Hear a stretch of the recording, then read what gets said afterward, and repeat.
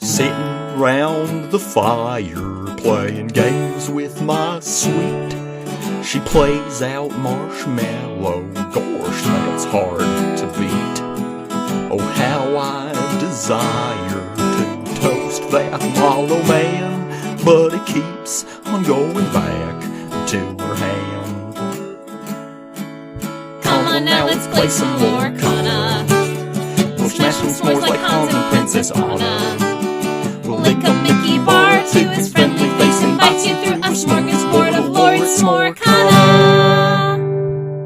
Hi, everybody, and Hello. welcome back to S'morecana. Smorcana. Here we are in the Inklands. In the Inklands. In the Inklands. In the Inklands.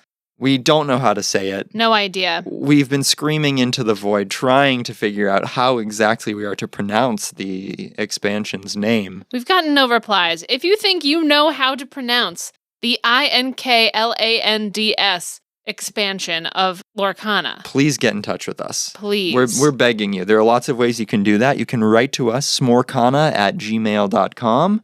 We have a YouTube channel at Smorcana. We have an Instagram that's on fire with all the reels that Katie's been making. Straight fire. That's at Smorcana. Easy to find. Please reach out to us. Let us know. Let us know if you're enjoying the episodes. We would love to hear from you. Yeah. But besides that, besides not knowing how to pronounce this expansion's name, we are enjoying the content immensely. Oh, yeah. So much. My goodness. So much fun. So cool. So what have we done with Inklands? Oh my God, what haven't we done with Inklands? So on Friday, when the expansion came out, we got a box. Well, Brett waited in line in the cold, nasty New England February rain. It was disaster. as cold as it could be without snowing, and it was Ugh. raining. So gross. It was really fun. I was under the awning I waited for a good 90 minutes to make sure I could get a trove, and let me tell you, it paid off because we got a trove, and we'll be happy to tell you what was in the trove. My goodness, we had some good pulls from our box and our trove. Woo! We got a Jim Hawkins from our box. We got a Yep. Jafar Ugh. from our box. A couple of Grand Matalas, one of them foil, Oh, amazing. and a Mickey Mouse trumpeter. I mean, we were living Yeah. the high life on our first ever box of Lorcana. It was amazing. We have a video of us opening that box on our YouTube channel. Our first video. So we're getting into the content creation here, having a great time. We then went on to open the trove, the trove that we trove. coveted. Oh boy, did we want a trove. Oh my God. And we found one. We got one. We opened it up. It was so cool. We pulled a very special card. We got an enchanted, a Belle's House. Enchanted card. Doggy. What a thrill. What amazing. a thrill, folks, The to coolest pull thing. that. It was really cool. It was really, really fun. Yeah. It was a little bit of a rush. It was a big time rush. We're chasing that rush now. Yeah, absolutely. We got to get back to that high. And a couple of legendaries in that box as well. It was amazing. And they give you the dice in the box, and they give you the cool lore counter And we can fit all of our decks in that nice little trove. with dividers. Oh. Come on. We love it. What a dream. So we had some good polls. We were really excited to throw those into some decks. Yeah. But before we could really delve into the world of constructed, we had a sealed event to plan for. We sure did. We went to a sealed event yesterday, We yesterday. did. So that's going to be our first segment tonight. We're going to talk about, for our appetizer course, we'll get a little tournament report on our sealed event at our friendly local gaming store. Mm-hmm. And for our main course today, we're going to talk about how we would incorporate Lorcana into Walt Disney World. All kinds of ideas about how we want to put that in the park. Little dessert course, another dream card for you, something that we cooked up. And then we'll bring things to a close and talk about what's next on our menu. Yeah. What do you think? Should we dive right in? Let's hop in.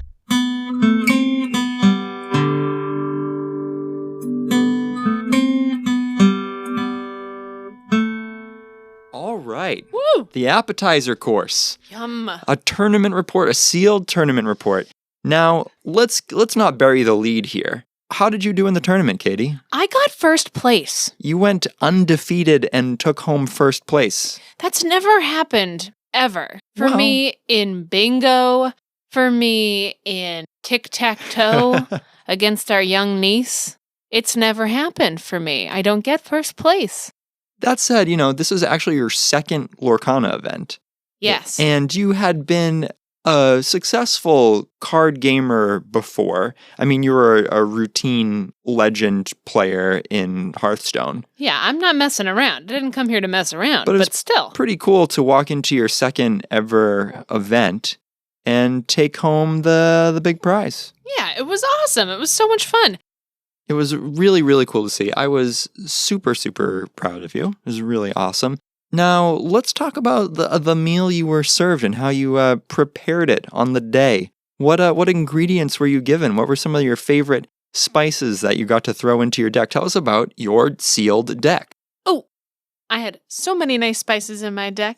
My deck was actually pretty good, and I like sealed events. So I like being able to make a deck out of whatever I have in front of me. I prefer that to building a constructed deck because for just the limited pool that you get and the limited amount of time, like I just work well under those circumstances. That theater background. Yeah, man. You work well under deadlines and under pressure. Yeah, it just gets me going. All right. What performed well for you? What cards were really good? I mean, locations. Locations were like the bread of my meal. If I was having a nice hearty sandwich with that deck, the locations were the bread. The locations were like a fresh sourdough bread. Like really good bread where you're like, dang, I thought that was just going to taste like bread. But it didn't. It was really nice. I had Neverland out there. First turn. Almost every game I played. Yeah, you had a couple copies, right? It is just drip, drip, dripping throughout that whole game. Uh-huh. It's crazy.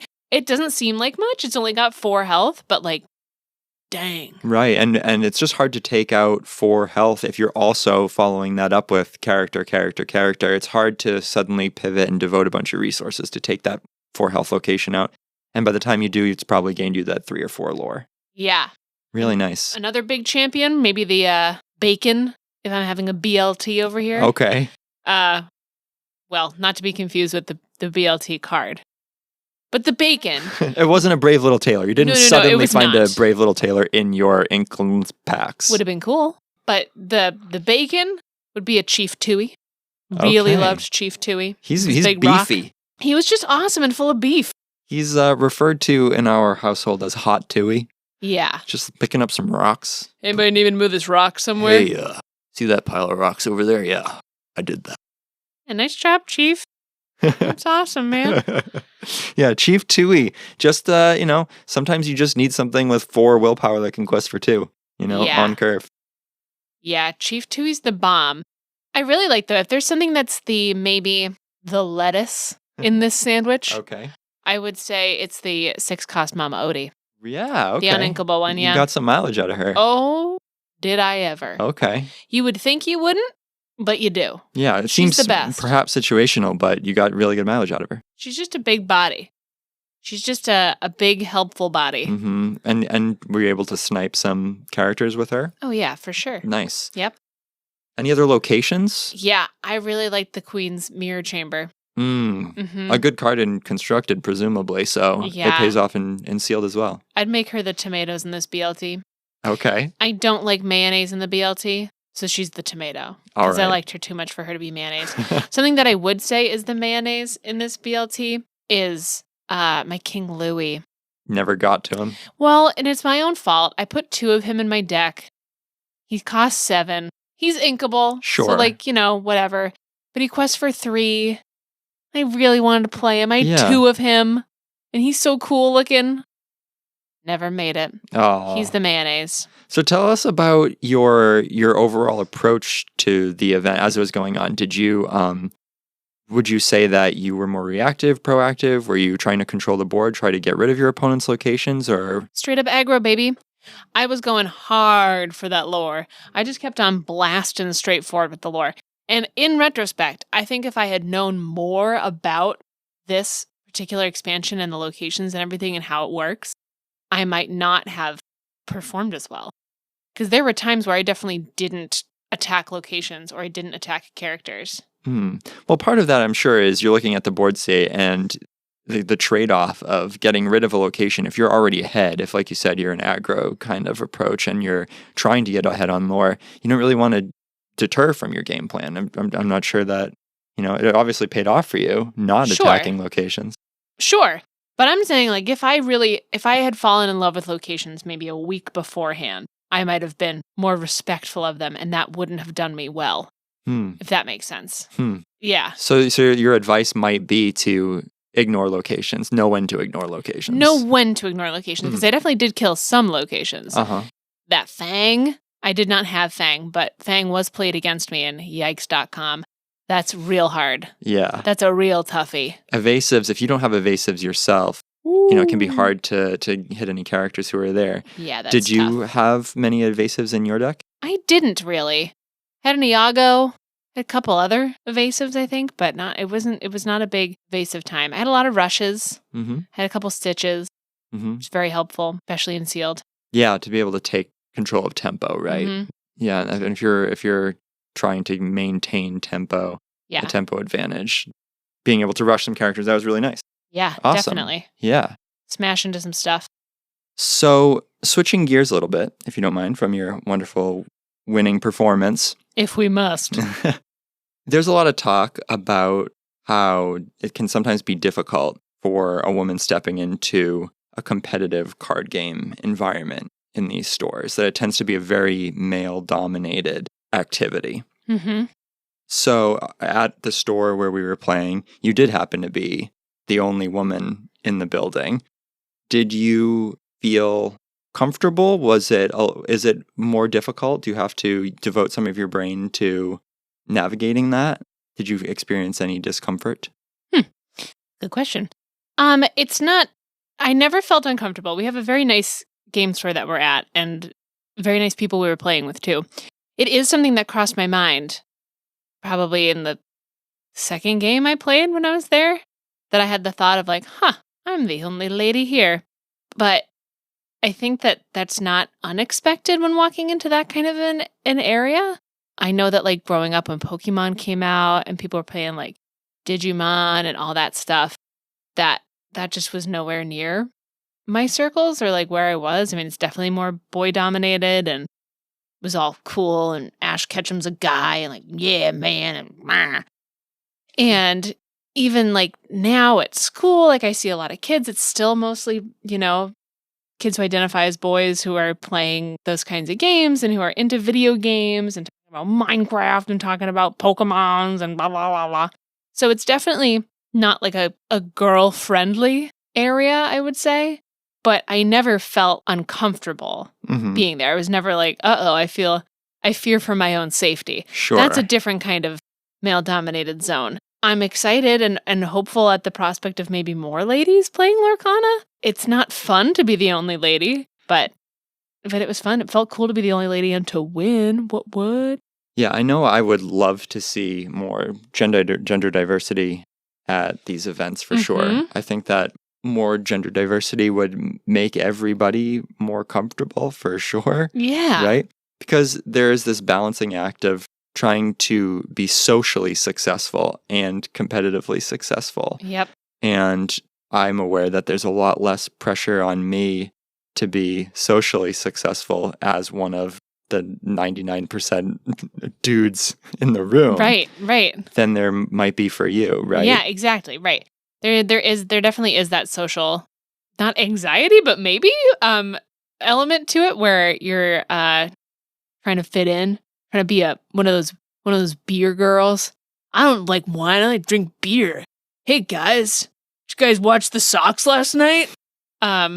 Is that what you were saying when you were at the Yeah, Sealed I was event? making chat about the Sox. Sure. Just one of the boys. They're gonna suck again. But I really didn't feel that discomfort, but I can definitely imagine in a bigger arena that's not 10 minutes from our house, it definitely could be uncomfortable. And there definitely is that, social element where you're trying to joke around and if there's a big dude that you're playing against and he doesn't want to joke around, then that can make you want to talk more. Sure. Which is what I do in those situations. So the moral of the story is everybody come on out.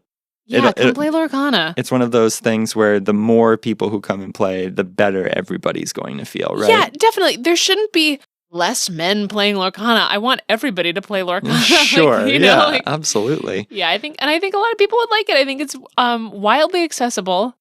It's very pretty. Everybody knows all the characters and, you know? It should be really fun, right? Yeah.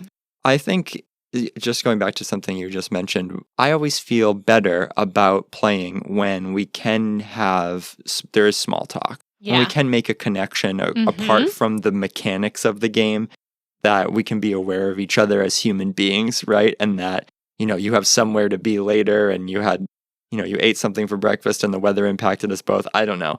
All of those things are interesting to me as well as the game. Yeah, definitely. And sometimes you definitely get people who don't want to chat, right. who are up for a joke, Yeah. Especially with Lorcana, I'm so tempted to just do a voice of every single character who hits the table, I right? know. Flintheart, Glomgold. Yeah, it's so hard. It's so hard Billy to Bones. Billy Bones. Everybody's Scottish, I guess. I just want to do all Scottish. It's fine. Scottish people are the best. Sure. It's really hard not to quote Muppet Treasure Island every single time Yeah. Billy Bones hits the table. Billy Bones. Billy Bones. Anyway, The black spot. anything else you'd like to say about your tournament experience? What did you win? It was awesome. Oh my God. So I got 2 pins, 2 little, not little, they're kind of chunky pins. An emerald pin that has a little stitch on it, little covert stitch. And then I got a steel pin that has the Sheriff of Nottingham on it. Very nice. It's awesome. I got a white Lorcana pin, which was awesome. I got some puppy sleeves. Sleeves with puppies on them. Very cute. Little Dalmatian I pups. don't know what letter variation this is. A, I B, don't know. C. It's the one that's on his butt and it's got his hands up in the air. Very cute. Very cute. Or she. She's a blue collar, so she. Mm-hmm. And then I got another lore counter, which is nice. Got a few packs. I got some packs. I got the feeling of being a champion. It's a great haul, right? Yeah, it was awesome. It was a massive haul. They gave it to me in a little baggie. I was like, yeah, we got a whole bunch of promo cards a bunch too, of right? foil got promos. Like 12 or something. Oh, it was so cool. Yeah. And you got a couple foil promos too. I did. We're not talking about how you were registered for it, but then you were sick, so you couldn't go. Yes. Couldn't do it. Yes. It was not fun for me. I didn't have a very fun day, but I was still super happy at the end of the day. Yeah, but you still got the promo. Which is I pretty did. Nice. Yeah. You're Yeah. signing up. So Absolutely. That was pretty cool. And I still got my packs Yeah. in which I pulled a foil Jafar, Mm-hmm. which was pretty cool. Foil Jafar and a Hydra in the same pack. A good pack of cards. So great. And then we bought another box on our way out of our local gaming store. We did. We got another box and we pulled a third Jafar. Oh my God, it was crazy. And an Ursula Mhm. and a Jim Hawkins and a foil Jim Hawkins Yeah. and a Kita. It was really cool. It was a really good box. Good Yeah. stuff. Good yeah, really stuff. awesome. And we managed to trade a couple of Talas for a Ursula. An Ursula and a And Perdita. Perdita. Yeah, that was Yeah. good. Really great so far. So we're making good headway, and the haul that you earned from your victory certainly accelerated our progress towards a playset of Into the Inklands. Huzzah! Amazing. All right, that's gonna wrap up our appetizer course. Ooh. Congratulations again on the win. Thank you. Thank you.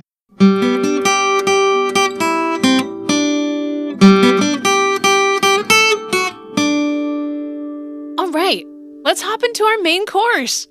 Ding, ding, ding, ding, ding. What do we have for dinner today, Brett? For dinner, a wonderful question was posed to us, a challenge for the chefs this evening. Ooh, It was to make a stew of sorts, a gumbo, perhaps? a little bit of a gumbo, all of the ingredients of which are ways to incorporate Lorcana into the Disney World parks. How do we do that? We'd like to do that right now. Disney World, if you're listening, we'll come down there right now. We have grand plans for how to bring Lorcana to the parks, and that's what we're going to talk about. Yeah, we kind of split them into 3 little chunks here because we have so many thoughts about this. So we're going to talk about short-term goals, things that could be achieved tomorrow. Right. Then some long-term goals, Mm-hmm. things that we think are realistic that could happen in the next year or so. Yep. Year to 2 years. And then we have some pie in the sky, wouldn't it be amazing if ideas for ways Yeah. to make Lorcana really pop, really sing at Disney World. Yeah. All right. So our first couple of short-term, more achievable ideas are just that they would sell Lorcana in the Disney parks. put them in the parks. We know they're at the Disney Springs in downtown Disney. They had a lot of product in Disney Springs, so they're clearly aware that it's a good idea. But there are so many opportunities to sell Lorcana in the parks. It's such a great memento. It captures all these wonderful experiences that you just had in the parks are captured so beautifully on these cards. Yes. You can meet Winnie the Pooh and then play a Winnie the Pooh card. And then 10 minutes later, you can meet Rapunzel, you can meet Ariel, you can meet Mickey Mouse, and they're all in Lorcana. Yeah. It's such an encapsulation of everything Disney, just like Disney World is. Yeah. I mean, people would buy them like crazy. They see a thing. When you go to Disney World, you can't not buy things. So that would get so many more people into the game, too. Just put starter decks there. Yeah, right. Put them right at the register. Whatever. They're eye-catching. They're really, really attractive art. It's intriguing if you like games. I mean, it's something that seems really digestible if you pick up a starter deck. Yeah, you could play it in your hotel that night. It makes a lot of sense. Yeah. I hope they're moving towards that. And I think hope so, too. I feel like they probably are, but yeah, we feel like that's number one. Mm-hmm. That's the number one ingredient. Like that's getting just the water boiling on the stove here. Oh, yeah. Kind of goes hand in hand with having advertisements for it down there. You know, like having a little bit of promotion in the park, having maybe, I don't know, a special character, like one of the people from it come out, you know, and talk about it, or a poster. You could have one of the Lumineers. Exactly, that's what I meant. That would be really great. Right. You could have, I mean, there's the monorail signage and, you know, there's all kinds of places for that where the hotel screens, when you turn on your TV in your hotel room, you know, it cycles through a little bit of a slideshow of things you can do around Disney World. Put Lorcana on there. Yeah. What are we doing? Yeah, let's get people into this. Let's do it. This could be huge. This could absolutely be the biggest TCG in the world. And should be. It perhaps should be. But yeah, I think advertising is a no-brainer. But it seems like they're holding off, right? It seems like they're waiting for this introductory two-player set that might be coming later this year, that is coming later this year, to maybe step up the advertising. Right. So hopefully we see a push. Yeah, that would be awesome. It would be really nice. Also, you know, other short-term things. We see a lot of folks going to get autographs at character meet and greets. Let's encourage that.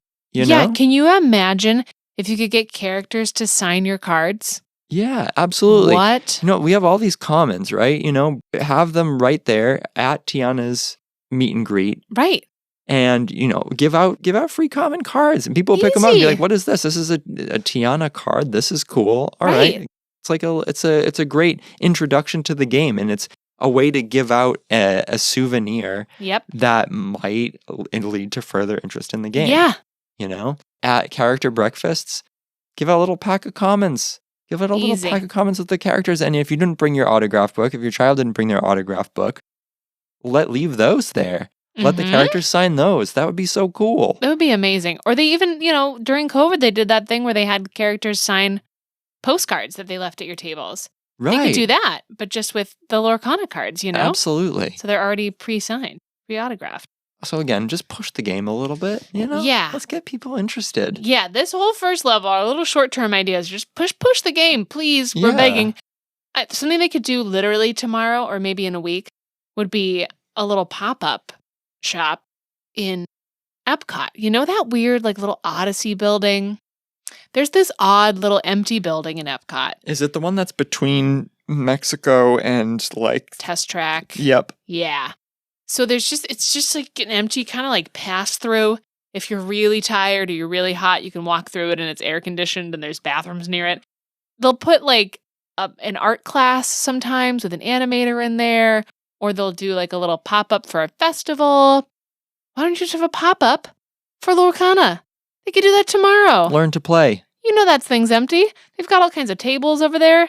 Just have someone stationed there to teach people how to play Lorcana. Play all day long. Absolutely. Come on. Yeah, absolutely. Games are short. They have the space. Games are short. Cards are cheap to print. You don't have to print anything that's going to detract from the value of booster packs or whatever, if that's something you're concerned about. It can be all common cards, no alt arts or anything, just little base set, 30 card base sets that you could give out all day long. Okay, now, Brett, what about the long term here? What's the long game? What's 1 to 2 years out here at the parks? So I feel like everything we've discussed so far is something that realistically, I mean, it wouldn't be so hard to implement those right No. away, right? So this requires a little bit more logistical planning for sure. But I, first off, would love to see weekly events at the hotels. Mm-hmm. Every single hotel has events planned and they tend to be weekly, right? Where it's, okay, it's a Wednesday night, it's a movie night, and they have a projector and you can sit out on the grass and watch a movie. And, you know, the next night is a learn to draw Lilo. Yep, You right. know? And so why couldn't it be Thursday Lorcana? You know, Exactly. at every hotel, there's a Lorcana event. Usually they're at night. And at the end of the day, you can go, you can meet and trade and play with cast members. Yep. Get a promo maybe. Ugh. It's a great way to fill people's schedules with a special experience that leaves them with a souvenir. Could be really, really, really fun for families too. Yeah, it would be awesome. And there's plenty of space. All the hotels have plenty of space to run these kinds of events. Yeah. I think, I mean, our next note for this kind of goes hand in hand with what we were saying earlier about putting it right there in the parks. Park exclusive cards. Yeah. Like, give me a card with Cinderella in front of her castle that I can buy at her castle. Dream come true. Things with no gameplay ramifications, I think, make sense. And they don't even have to be necessarily exclusive to the parks. Sure. They could be made available online, but it would be really cool to be able to get a Lorcana specific souvenir that's based in the park mythology. Yeah. Right. They don't have to change the whole game so that it's all of a sudden themed to the parks. No, they've been down that road before, which might be something we cover at some point. Yes. But just to have something that you can only buy there or something, just like the promo cards that I got for, you know, sealed. Right. Something cool like that has a little star in the bottom that you're like, oh, cool, I got it there. And it's neat and foil and it's a common Cinderella, whatever. But still, it's cool. The other thing I'd love to see is singles and maybe promos at the pin traders. Oh, yeah, in downtown? I mean, Disney Springs? Disney Springs, and there's those pin shops in Magic Kingdom too. Yeah, yep. And Epcot, right? So I'd love to see something where you could make trades with a cast member, right? Usually they have like cast members with trays out. Yeah, of course. And it'd be so cool if you could walk up and make a swap with a cast member for one of the few cards that they have out. Yeah. It's another way. They already have this infrastructure for individual items, small individual items displayed in the thousands. So wouldn't it be neat if, you know, there's a cast member and they have a Baloo on their tray and, you know, you have an Alice and you want to swap your Alice for their Baloo, you know. Right. Boom. Right. How cool would that be? I mean, even if, now that you say pins, it's got me thinking, if they sold Lorcana pins in the park. Sure. You know? Yeah. Be really cool. They already have the infrastructure for Lorcana pins pins. exist. Absolutely. Yeah. So a Lorcana Disney Parks pin would be really neat. Yeah, it'd be awesome. So just some crossover to just bolster the presence of the game, I think would be great. Definitely. And like you said, everybody goes in looking for a souvenir. So they're going to want to buy stuff. Yeah. And we're going to want to buy a game to play that night. I mean, if you and I, a year ago, had seen this in Disney World, we would have definitely bought 2 starter decks and definitely played in the hotel that night. 100%. Or the next morning or whatever. Like, you know, a nice little hotel game. Come on. When we most recently went to Disney World, we brought Lorcana anyways. We did. We had a little deck box. We had a couple decks and, you know, our little cardboard tokens. And yeah, it was great. It was great. It was a great way to wind down at the end of the day. The best. For sure. And, you know, you feel like you're staying in the Disney spirit or whatever. Yeah, right. Yeah. Last long-term goal, something I'd love to see, and this is something that, you know, has been bandied about, and I just want to reiterate how amazing it would be, is let's have a big tournament at Disney World. Of course. And I'm not even saying, I don't think I'm going to reach here and say it doesn't have to be the World Championship. It doesn't have to be a Continental Championship or anything like that. It can just be a large event held on Disney property, right? Anything. I mean, they have so many convention spaces they run so many conventions at all of these spaces. I'm thinking of Coronado Springs, where there's tons of space, right? They have like all the schools come and they do like marching band and whatever. Yeah, right. So the infrastructure's there. They've definitely got the infrastructure for large. Yeah. So it'd be really cool to see a big tournament. It would be awesome. Long term, events weekly, maybe some park exclusive souvenirs, maybe some cool crossover with pins and singles and trading at pin traders. Yeah. And then let's get a big tournament going. Yeah. You know, the Disney Coronado 10K. Yep. Ooh. Wouldn't that be cool? All right.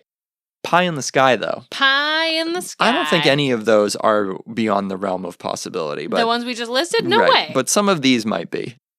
Maybe, but even these would be This awesome. is what we would like to see. Yeah. This would be the ideal. Yeah, you take that first. World's top 16 in Cinderella's castle. How great would that be? Amazing. Clear out Cinderella's royal table for a night. You do the entire top 16 up in Cinderella's castle, overlooking Fantasyland. Yep. That would be really, really cool. It would be so cool. So special. It would fit. Logistically, I think it'd be fine. There's plenty of room in there to do top 16 really comfortably and cast it. It would be super fun. You'd lose a night of revenue from Cinderella's royal table, but they potentially do that anyway during some of like the after hours events, right? Like, and if they can really have it be a big publicity night for Lorcana, then that's worth it. Sure. The cherry on top, The though. cherry on top would be that the world winner gets to sleep in Cinderella Castle. So if you don't know, there's a very fancy little tiny hotel room. It's not a tiny hotel room. It's a big hotel room, but it's like one hotel room at the very top of Cinderella's castle. And you can actually sleep in the castle. It's a lot of money. It's like, I don't know, insanely expensive. People always talk about, you know, Brad Pitt stayed there one night or Johnny Depp apparently stayed there one night, Probably whatever. Tens of thousands of dollars for one night. Yeah. But it's, I mean, you can look up videos online of it and stuff. It does exist. It's real. So that would be amazing to have as like a trophy for winning Worlds. So if you win Worlds, you have somewhere to stay that night. Yeah, it'd be so cool. And if you don't, if you're one of the unlucky 15 who have to walk home. Yeah. Walk all the way home. Or at least monorail home. Yeah. Now, another pie in the sky idea. Tell us about it. What if there was a way to scan your cards to access some kind of magical content at the parks? Yeah, definitely. Now, this might seem totally off the wall, but there was a card game, a collectible card game that could only be played in the Magic Kingdom. Oh, yeah. It was called Sorcerers of the Magic Kingdom. Yep. And the cards that you opened would interact with all of these different things all around the park. Yeah, you want to talk about infrastructure existing. That literally still exists. Right. You know, I mean, the game doesn't exist anymore, but all of the stuff that you would walk up to and have it light up, that all still exists. You would just hold your card up to a window and then some kind of an image would show up, or it would tell you to go somewhere. You get a clue from somebody to do something else with cards. And it was this whole involved game. I mean, anywhere you walked in Magic Kingdom for the time that they had that game, you would see someone playing it or hear a video popping up or hear a little clue or see something. Like it was really cool. They could definitely do that again. Like a Lorcana themed scavenger hunt almost across the Magic Kingdom. Yeah. I never played Sorcerers in the Magic Kingdom, but it seemed awesome. Yeah, so you would, what? Maybe you start with an enchanted card, you scan any enchanted card, and that gives you your first clue. And then you need to, have available some other cards or something, or it leads you on a scavenger hunt, and then you get a card as a reward. Yeah, right. Something like for that. Finishing everything, yep. That would be really cool. It would be awesome. I think that could definitely happen. I think it belongs in the pie in the sky category because I don't know. They don't really seem to be supporting Lorcana right now in other ways. I mean, we were just begging for them to advertise it. So Sure. I don't know how far away from this we are, but I think it definitely could happen. Right. They've done something similar, so why not repurpose that and cross-promote for your new card game, your new very successful card game? Another idea. What about custom, on-the-spot souvenir card printing? Yeah. You know? They do it for phone cases. Sure. They do it for T-shirts. You can look at all the photos from your whole trip. They're instantly uploaded to your phone. Yeah. So and they have frames and things like, you walk into Toy Story Land at Hollywood Studios and it's like, here's a picture of you and you're framed next to Buzz and Woody. And it's automatically this filter that happens on your phone without you doing anything. Yep. So wouldn't it be cool if you could go to a station and pick your color, your ink color, and imprint your names. Yep. And, give yourself pick from a list of abilities or whatever. And then pick a photo and take a photo and then have that printed on a card for you as a souvenir from the parks. Yeah, that would be amazing. That would be so cool. That would be awesome. It'd be cool if you could do it with characters too, since oftentimes you're taking pictures with characters. So, okay, you got your picture taken with Belle, and now you get a custom printed card of you and Belle, and that would be really neat. They could even pop the characters in there with you. They have that brand new photo booth that they've been putting out at the hotels where you can pose for a picture and you get to pick what character you want to pose with, and then they put that character in the picture with you. Very cool. Yeah. So that exists. I mean, I would love to see that. I think that would be awesome. Now, how long did we spend thinking about this before when we were writing our notes? It was like maybe 5 minutes, something like that. I think we came up with some decent ideas for like what we would do in 5 minutes, right? Yeah. So whoever is doing this at Ravensburger, I'd be curious. I bet they have a file of ideas like this that's a mile long. Yes. And it's just hoping that those ideas can get implemented. There must be a plan. There must be a plan in the works somewhere, right? Like this, it's got to be happening. Some part of this is going to come true. We're going to say, look, we told them. Yeah. We knew. It was. We need credit. Yeah, it's us. We need accolades. Where's our millions? So when these do get implemented, make sure everybody you let the world know that's Lorcana. We came up with this. Let the world know about that, and then also vote if it's Inklands or Inklands. Right.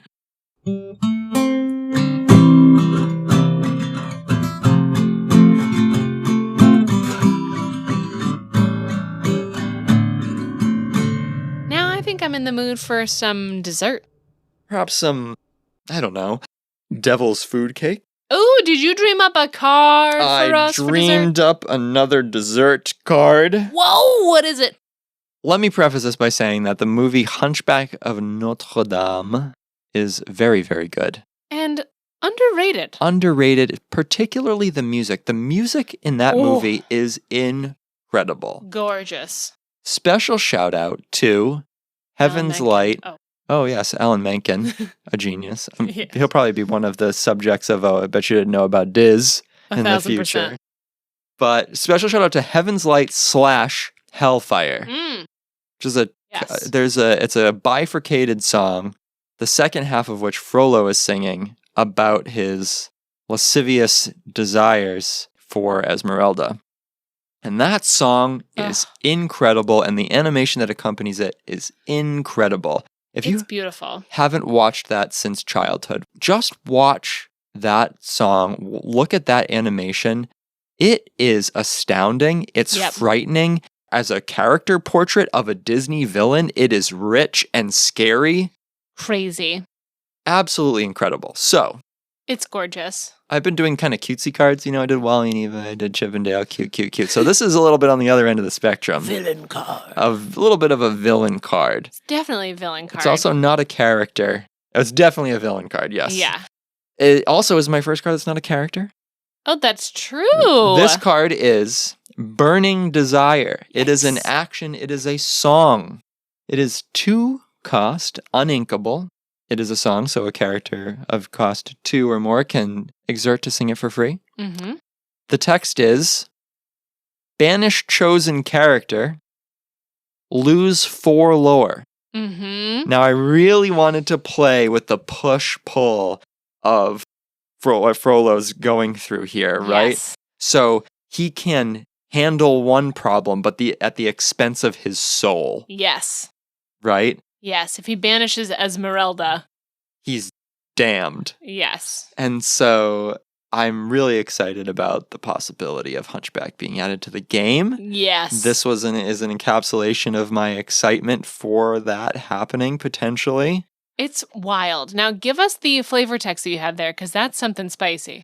Don't let this siren cast her spell. Oh, it's so good. I've been thinking about single target removal in general with the game because I think it's more important than ever with all of the one-turn combos that are coming out. But those one-turn combos still need a character to survive a whole turn, right? For instance, Beast Relentless. That you need to play the beast. He needs to be out there for a turn before you can combo off. Yep. Right? So single target removal, more important than ever. This reflects a desire to see more varied forms of removal added to the game. Yep. And I just am really intrigued by the idea of burning your own lore total. It's crazy. Could be really fun. Why did you choose to go with 4 lore? Well, I had put 3 initially. Yeah. And I thought it might be too strong. I wanted it to be a harsh consequence, right? Because this is effectively a Dragonfire. It's a cheap Dragonfire. You can sing it. Right? It's really, really strong removal. And so I wanted in the late game that lore burn to be something that you'd really, really have to think about, right? That could put you too far behind in the race. Yeah.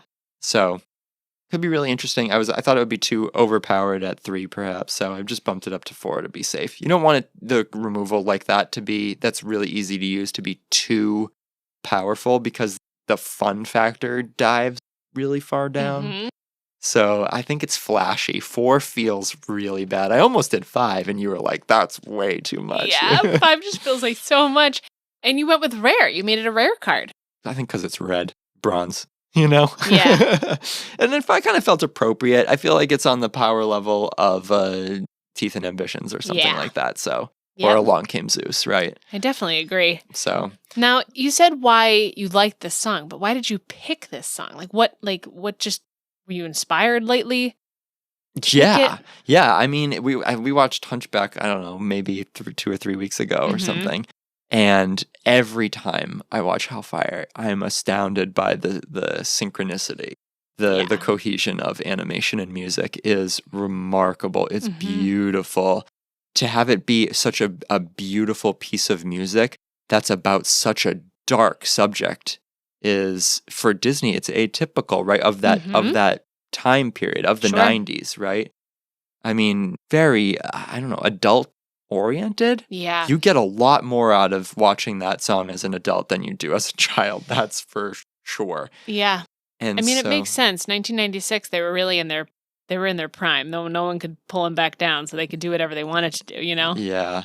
I was just geeking out with you about it before we were recording, saying there's that wonderful, wonderful frame where Frollo's in profile looking at the fire and the roof is so far above him and he looks so small and he staggers back, takes these 2 steps back away from the fire in rhythm with the music, and it's just so elegant. It's so simple, but the payoff is enormous. It's amazing. So I wanted to try to capture that in a card design. That was really fun, and I really, really wanted that dual nature of big reward and big penalty. Yeah, I think it's gorgeous. Yeah. So Good dream card. Thanks. So that will be posted on our Twitter and our Instagram. Again, at Smorcana, on both Twitter and Instagram and YouTube. At Smorcana. Wherever you go, it's just at Smorcana. So please follow us, interact with us. We'd love to hear from you. Love to start finding some friends, making some connections across the cyberspace.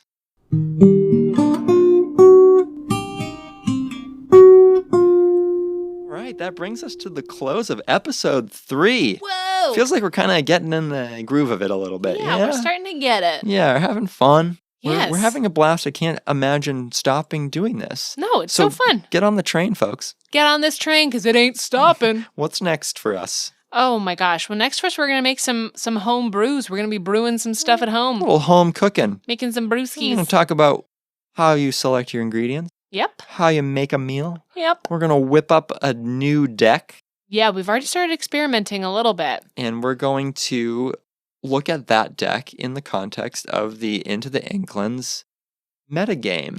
Yeah, we're going to spend this whole week coming up playing Inklands like ad nauseum. Katie's on school vacation, friends. School vacation means Lorcana. Smorcana. some Lorcana. So we're definitely gonna be able to share a lot of our more thorough thoughts about The meta Inklands. game. Yeah, we're really looking forward to that. Yeah. And maybe another session of Bet You Didn't Know About Diz. Bet you didn't know about this. And we have lots of ideas. We're always coming up with ideas for episodes. So really looking forward to episode 4. Should be out within a week. Yep. See you then. Thanks for listening. Until next time, happy snacking, y'all. Bye.